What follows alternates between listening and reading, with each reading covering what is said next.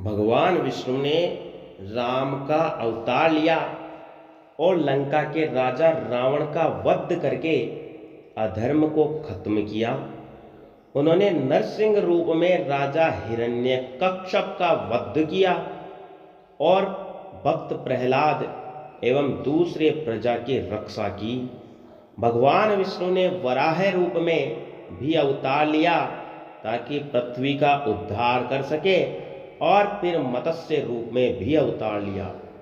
वेद व्यास जी ने भगवान विष्णु के ही अंश है। दोस्तों, हम आपको बताते हैं कि वेद व्यास जी ने यह पुराणों की जो रचना की है, कहा जाता है कि एक सर्वोत्तम वृक्ष भगवान विष्णु है, उसकी दृढ़ मूल धर्म है, उसकी शाखाएं वेद है, उस वृक्ष के फूल रूप में यज्ञ को माना गया है और फल के रूप में मोक्ष को माना गया है।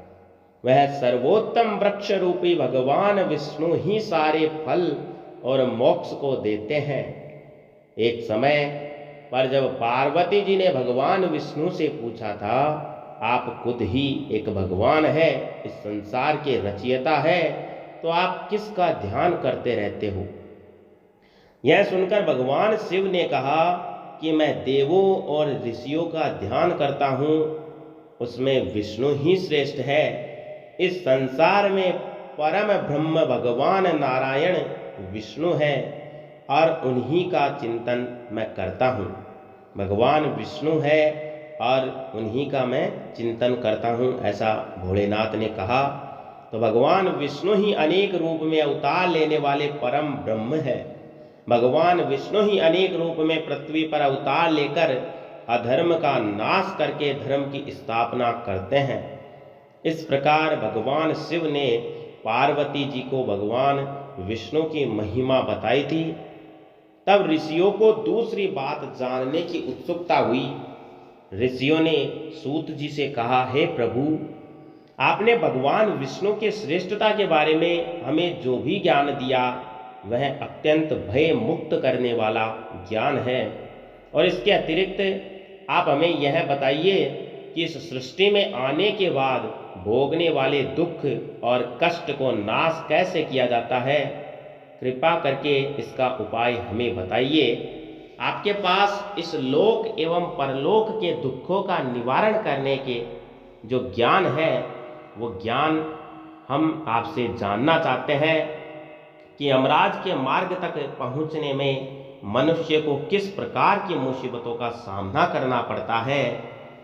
तो ये सब बातें जानने के हम इच्छुक हैं। तो सूत जी ने कहा, एक समय पर गरुड़ जी ने भी ऐसा प्रश्न भगवान विष्णु से ही किया था।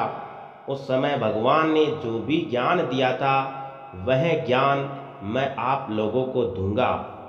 यम का मार्ग बहुत कष्ट वाला है, किंतु आप अगर अपने कल्याण के लिए यह जानना चाहते हैं तो मैं आप लोगों को इसके बारे में बताता हूँ।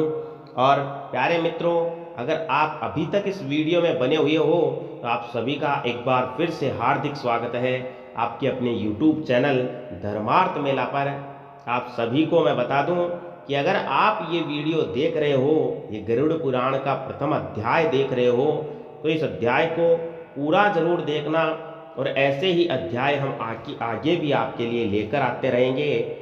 और भगवान विष्णु ने गरुड़ जी को क्या क्या बताया था, अब हम आपको बताने जा रहे हैं। तो कृपया करके इस वीडियो को बिना स्किप किए हुए पूरा देखना, और वीडियो को अभी तक लाइक नहीं किया हो तो वीडियो को लाइक कर लीजिएगा, शेयर कर दीजिएगा, और चैनल पर नए हो तो चैनल को सब्सक्राइब करके बेल आइकन को जरूर प्रेस कर लीजिएगा। तो गरुड़ जी ने जब भगवान विष्णु से पूछा था कि आपके नाम की आराधना करना तो अत्यंत सरल है, आपकी भक्ति करने के उपरांत भी मनुष्य नरक में क्यों जाता है। आपके भक्ति के भिन्न भिन्न मार्ग और गतियां हैं, फिर भी मनुष्य जब आपकी भक्ति से वंचित रह जाता है तो उसे यह दुर्गम मार्ग कैसे मिलता है, और इसके क्या क्या कष्ट हो सकते हैं। पाप करने वाले पापियों की किस प्रकार दुर्गति होती है और किस रूप में उसको नरक मिलता है, आप मुझे कृपा करके बताइए। तो ऐसे पूछने पर भगवान विष्णु ने गरुड़ जी से कहा, हे गरुड़, मैं तुम्हें यम के मार्ग का ज्ञान देता हूँ। इसी मार्ग से पापी लोग यमलोक को प्राप्त करते हैं। इसका वर्णन अत्यंत भयानक है और बहुत ही डरावना है। जो मनुष्य उस स्वभाव के होते हैं, धन और मर्यादा का ज्ञान जिसमें नहीं है, जिनको संसार में मोह माया है, वो मनुष्य अपवित्र होते हैं और वहीं नरक लोक में जाते हैं। दानवीर मनुष्य मोक्ष को प्राप्त करते हैं और पापी लोग कष्ट पूर्वक यम की पीड़ा भोगते हुए नरक में जाते हैं। दुष्ट और पापी लोगों को इस संसार में किस प्रकार के दुख मिलते हैं, उनकी मृत्यु किस प्रकार होती है, उनका ज्ञान मैं तुम्हें देता हूँ। इस संसार में जब मनुष्य जन्म लेता है, तब तक वह अपने पूर्व जन्मों के कर्मों के हिसाब से इस जन्म में शुभ और अशुभ फल भोगता है। बुरे कर्मों के प्रभाव से व्यक्ति को रोग हो जाता है। परेशानियां और रोग से पीड़ित वह व्यक्ति निराश हो जाता है।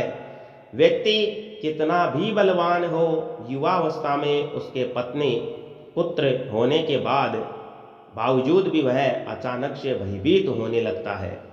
काल उसको घेर लेता है। वृद्धावस्था में व्यक्ति को मृतक के समान रहना पड़ता है।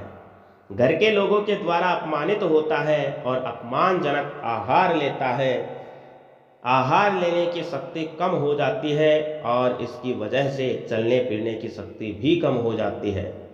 कफ के कारण स्वर्ण नलियाँ चल नहीं पाती, स्वास्थ्य बिगड़ने लगता है, खटिया पे पड़ा रहता है, मृत्यु के निकट आ जाता है। मृत्यु के निकट आने पर देवता और मनुष्य की दृष्टि भी दिव्य हो जाती है। मरते समय पापी के पांचों तत्व अपने स्थान छोड़ देते हैं और उसका एक क्षण भी मुश्किल से बीतता है। मनुष्य को इतनी पीड़ा होती है जितनी हजारों बिच्छुओं के काटने से होती है। यमदूतों के भय से उसके मुंह से जाल और लार गिरने लगती है। ऐसे ही पापियों के प्राण जब निकलते हैं तब उनको यमदूत मिलते हैं। यमदूत के लाल नेत्र होते हैं और मुख भयानक होता है। उस समय यमदूत अत्यंत क्रोधित होते हैं और उनके हाथ में पास और दंड होता है और वह दांत को पीसते हुए आते हैं। उसके मुख काले और नख विशाल होते हैं। उनको देखकर प्राणी भयभीत होकर मल मूत्र का त्याग करने लगता है। ऐसी अवस्था में जीव शरीर से निकल जाता ही है और मोह में अपने घर को देखता है और उसी समय यमदूत उसे पकड़ लेते हैं। यमदूत उसे गले में रस्सी बांधकर ऐसे ले जाते हैं जैसे गुनहगार को सिपाही राजा के पास ले जाता है। वे यमदूत मनुष्य को मार्ग में नरक के भयानक दुख और तकलीफों के बारे में बताते हैं और धमकियां भी देते हैं। यमदूतों की ऐसी कठोर वाणी को सुनता हुआ और तड़पता हुआ वह प्राणी, भय से तड़पता हुआ वह मनुष्य अपने पापों को याद करते हुए उस मार्ग में जाता है। कुत्ते मार्ग में उसे काटते हैं। प्यारे मित्रों, अगर आप अभी तक हमारे वीडियो पे बने हुए हो तो कृपया करके इस वीडियो को पूरा ज़रूर देखना, क्योंकि इस वीडियो में एक एक बात बहुत इम्पोर्टेंट होने वाली है। और अभी तक अगर आपने वीडियो को लाइक नहीं किया हो तो वीडियो को लाइक कर लीजिएगा, शेयर कर दीजिएगा अपने फ्रेंड्स ग्रुप में। और अगर चैनल पर नए हो तो हमारे यूट्यूब चैनल धर्मार्थ मेला को सब्सक्राइब अवश्य कर लीजिएगा। उस मार्ग में उसे खाने को खाना और पीने को पानी नहीं मिलता। सूर्य की तेज गर्मी से चलता वह प्राणी यमदूत उसे मार्ग में कूड़े से मारता है और घसीट कर ले जाते हैं। इस प्रकार अत्यंत पीड़ा सहकर वह अंधकार में यमलोक में पहुंच जाता है। वहां उसे उसके पापों का फल मिलता है। यमराज उसे घोर नरक की यातना देकर फिर से मनुष्य लोक में भेजते हैं। अपने पुत्रों द्वारा दिए गए पिंड और दान को वह जीव खाता है। पर फिर भी पापी जीव होने के कारण उसकी तृप्ति नहीं होती। जिस मनुष्य का पिंडदान नहीं होता वह प्रेत योनि में रहकर निर्जन वन में दुख पूर्वक भ्रमण करते हैं। यम की यातना भोगे बिना जीव को मनुष्य के रूप में जन्म नहीं मिलता और वह अन्य योनियों में भटकता रहता है। उस पिंड के रोज 4 भाग होते हैं, उसमें से 2 भाग पंचभूतों को, 1 भाग यमदूतों को और 1 भाग उस जीव को खाने को मिलता है। ऐसे 9 दिन तक पिंडदान करते हैं और वे लोग खाते हैं। जब मनुष्य का शरीर जलाते हैं उसके बाद उसके पुत्र जो पिंडदान 9 दिन तक करते हैं उसे उस जीव को 10वें दिन देह मिलता है। वह जीव को देह आकार यमलोक मार्ग में अपने कर्मों का भोगना पड़ता है। अब किस तरह से 10 दिनों के पिंड से शरीर बनता है उसे बताता हूँ।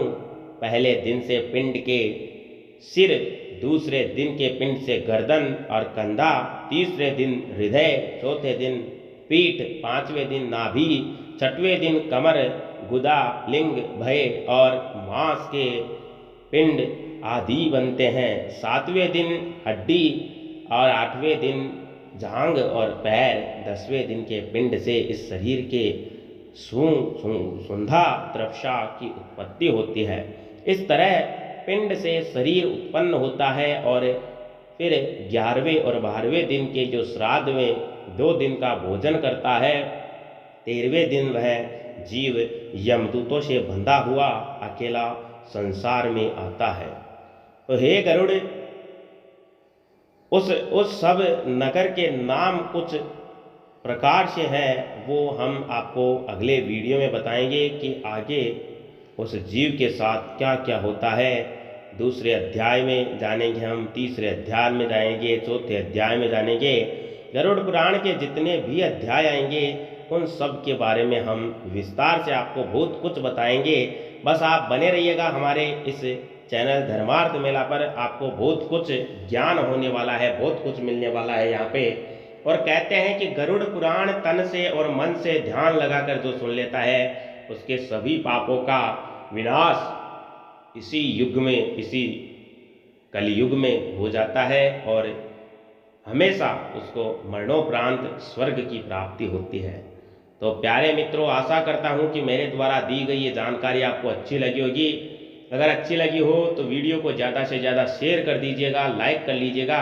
और अगर इसी प्रकार की और भी जानकारी जानना चाहते हो तो हमारे YouTube चैनल से कर लीजिएगा। मिलते हैं अगले वीडियो में गरुड़ पुराण अध्याय 2 में। तब तक के लिए जय जय श्री।